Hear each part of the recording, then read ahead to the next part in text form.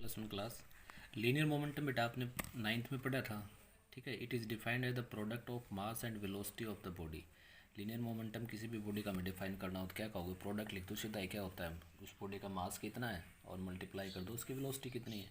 ठीक है, ठीक है बेटा, यानी मोमेंटम जो है डायरेक्टली प्रोपोर्शनल मास की है, मोमेंटम डायरेक्टली प्रोपोर्शनल किसके, बॉडी की वेलोसिटी की है। ये एक वेक्टर फिजिकल क्वांटिटी है और इसकी डायरेक्शन वही होगी जो वेलोसिटी की होती है। देखिए वेक्टर लगा दिया इसके ऊपर, ये वेक्टर लगा दिया, मास स्केलर होता है, वेलोसिटी वेक्टर है। ठीक है, मोमेंटम की डायरेक्शन वही होगी जो बेटा वेलोसिटी की डायरेक्शन है।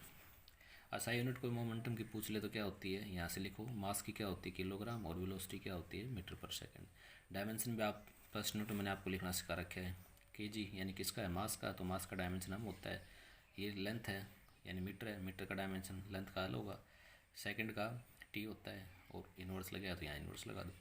डायमेंशन आप यहाँ यूनिट से लिख लो तो यहाँ से लिख लो, फर्स्ट यूनिट में आप टाइप कर लो how to write the dimension. ठीक है, आपको आ जाएगा यूट्यूब पे।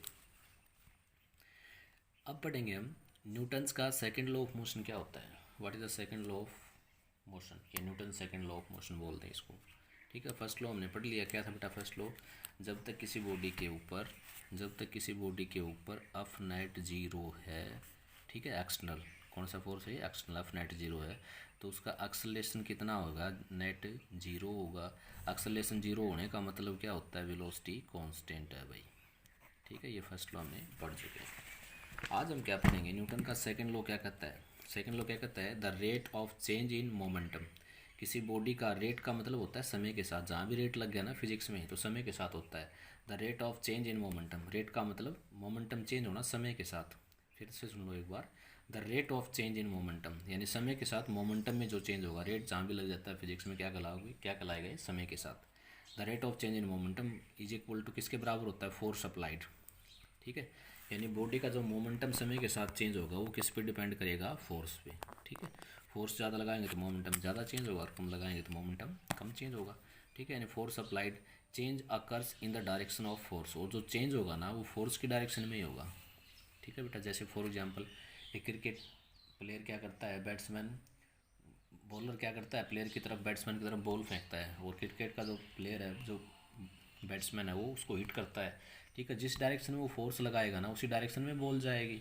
ठीक है, फोर्स ज़्यादा लगाएगा तो बॉल क्या करेगा, ग्राउंड से बाहर चला जाएगा, छक्का हो जाएगा। ठीक है, फोर्स कम लगाएगा तो लुढ़क के वहीं पे गिर जाएगी। यानी क्या हुआ, rate of change in momentum हम क्या लिखते हैं, delta p upon delta t, यानी change in momentum upon change in time, rate लिखे इसका मतलब। इसको हम क्या लिख सकते हैं, d p by d t भी कह सकते हैं, इज इक्वल टू क्या है, फोर्स। ठीक है, तो इसको हम इमेजिन करेंगे इस बात को, देखिए ये कोई बॉडी है, इसका मास हम है, इसकी इनिशियल वेलोसिटी क्या है, यू है भाई। ठीक है, और टी समय के बाद, टी टाइम के बाद इसका मास तो हम ही रहेगा, फाइनल वेलोसिटी कितनी होगी, वी होगी। ठीक है, ये मोमेंटम इसका इनिशियल निकालें तो mass into velocity initial, momentum final निकालें तो मास इंटू फाइनल वेलोसिटी, क्योंकि मोमेंटम का फार्मूला क्या होता है, mass into velocity.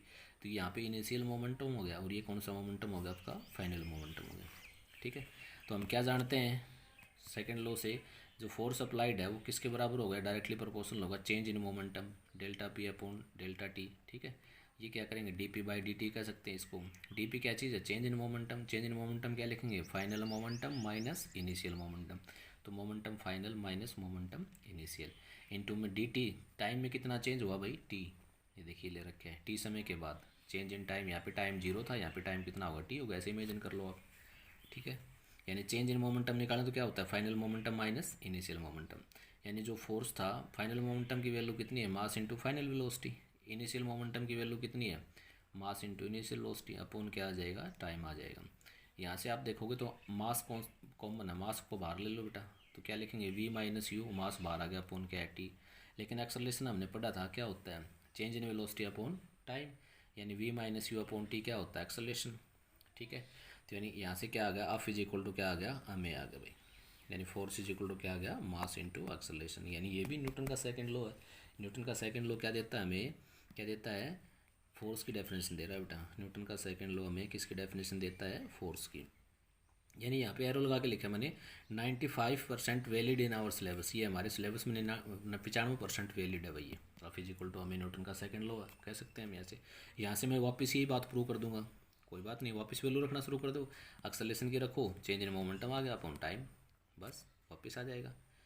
True only when mass is constant. लेकिन ये फार्मूला कब ट्रू है? जब मास कांस्टेंट है बेटा। बॉडी का मास क्या है? देखिए यहाँ पे कांस्टेंट रहा, यहाँ पे मास हम था, यहाँ पे मास हम था।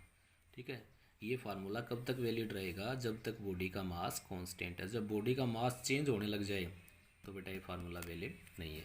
ठीक है, तो इसके लिए एक एग्जांपल लेते हैं। जब मास कांस्टेंट नहीं है तो देखिए, when mass is not constant कब नहीं होगा? देखिए, जब एक रॉकेट है मान लो, ठीक है, ये रॉकेट है, इसमें से एग्जॉस्ट जो गैसें हैं, बरंट गैसें नीचे गिरेंगी, रॉकेट ऊपर जाएगा। ठीक है, तो मास इज चेंजिंग, मास इसका चेंज हो रहा है। ठीक है, डिक्रीज हो रहा है, इंक्रीज हो रहा है, जो भी है डिक्रीजिंग मानेंगे यहाँ पे तो। ठीक है, यहाँ पे आप फिजिकल टू हमें वैलिड नहीं होगा भाई, क्योंकि मास चेंज हो रहा है। ठीक है, मास चेंज हो रहा है बेटा, यहाँ पे वैलिड नहीं है फार्मूला। तो रॉकेट ऊपर जा रहा था, यानी फोर्स जो होगा क्या होता है? Change in momentum upon change in time, ये हमेशा वैलिड है। ये जो टर्म है ना, ये हमेशा वैलिड है। ठीक है, यानी यहाँ से मोमेंटम लिखें तो क्या होगा? Mass into velocity. यहाँ पे पी क्या है? पी क्या है? मास के चेंज होने से। यहाँ पे पी क्या है? वेलोसिटी के चेंज होने से। यहाँ पी क्या है? दोनों के चेंज होने से। ठीक है, देखिए मोमेंटम यहाँ पे किसकी वजह से हो सकता है? मास के चेंज में होने से हो सकता है। मोमेंटम वेलोसिटी के चेंज होने के हो सकता है। वेलोसिटी दोनों, मोमेंटम दोनों के चेंज होने से हो सकता है। लेकिन इफ़ द ऑब्जेक्ट में क्या है, जो वेलोसिटी ऑब्जेक्ट की है भी, वो किसके बराबर हो जाए? स्पीड ऑफ लाइट के बराबर। कितनी होती है? 3 × 10⁸ मीटर पर सेकेंड। लेकिन ये संभव नहीं है बेटा डेली लाइफ में। ठीक है, किसी भी बॉडी की वेलोसिटी इसके इक्वल पास में जाना भी बहुत बड़ी बात है, क्योंकि कितना होता है देखिए, 3 स्पीड ऑफ लाइट कितनी होती है आपकी? 3 × 10⁸ मीटर पर सेकेंड। 3 लाख किलोमीटर पर सेकेंड इसको बोलें तो क्या होता है? 3 लाख, ठीक है, किलोमीटर पर सेकेंड। एक सेकंड में 3 लाख किलोमीटर चली जाती है प्रकाश। और किसी बॉडी की इतनी ज़्यादा स्पीड होना संभव नहीं, इसके करीब जाना भी संभव नहीं है। ठीक है, यानी क्या हुआ? स्पीड ये क्या हो जाए? बराबर हो जाए, मान लिया हमने। ठीक है, तो मोशन में क्या हुआ? मोशन में क्या होगा फिर? मास चेंज होगा, इंक्रीज होता है। डेली लाइफ में हमारा क्या होता है? इंक्रीज होता है, लेकिन वो बहुत कम इंक्रीज होता है बेटा। क्यों? क्योंकि ये बराबर होना तो मुश्किल, इसके करीब जाना भी मुश्किल है, बहुत ज़्यादा स्पीड है। Whenever any object in motion, जब कोई ऑब्जेक्ट मोशन में होता है, then its mass always changes, increase होता है। ठीक है, मास हमेशा क्या होता है? उसका इंक्रीज होता है भाई हमेशा। ठीक है, तो आप अब थोड़े समय के लिए इसको डिक्रीज काट दो, इसको काट दो यहाँ से, ताकि कन्फ्यूजन ना रहे आपको। ठीक है, +2 में पूरा डिटेल पढ़ोगे इसको। ठीक है, यानी क्या होता है? आइंस्टीन की मास इक्वेशन होती है m=m0 1 - v² / c²। ये क्या होता है? रेस्ट मास होता है। आइंस्टीन मास इक्वेशन बोलते हैं इसको। ठीक है, E=mc² पढ़ा हुआ आपने। ठीक है, केमिस्ट्री में आया हुआ थोड़ा सा, +2 में पढ़ोगे। E=mc²। ठीक है, ये भी क्या है? आइंस्टीन मास इक्वेशन है। यहाँ से हम निकालें तो क्या होगा? ई एनर्जी अपॉन क्या बन जाएगा? c²।